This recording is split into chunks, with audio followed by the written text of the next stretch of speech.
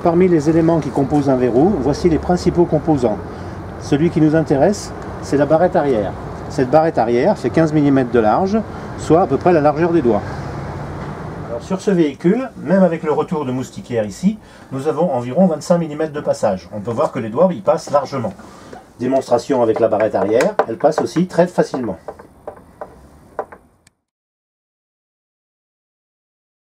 Alors pour mesurer, j'utilise une petite cale en bois ou quelque chose qui va me permettre de décaler mon équerre pour que celle-ci passe par-dessus le cadre de la porte.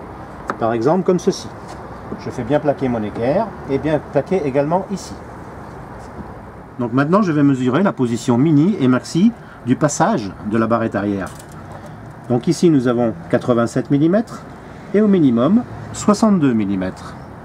Avec mon équerre bien en appui sur le montant, j'ai retranscrit mes cotes de 62 et 87 mm.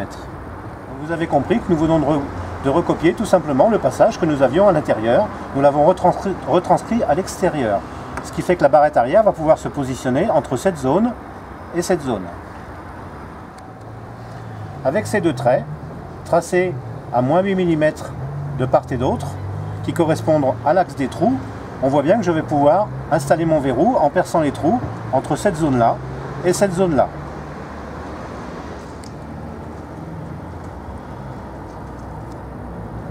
A l'aide du fichier PDF que vous pouvez télécharger sur notre site, nous allons vérifier les cotes de 5 mini et de 22 mini.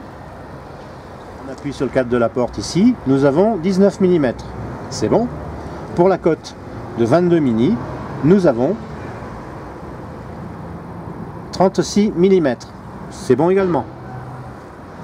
Donc voici la pièce de base qui va être fixée à l'extérieur du véhicule.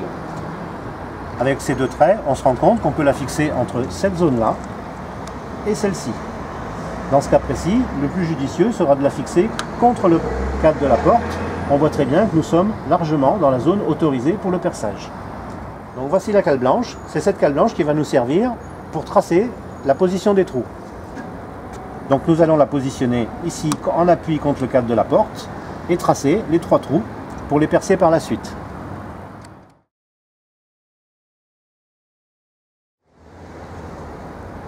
Supposons que nous ayons beaucoup moins d'espace pour installer notre verrou.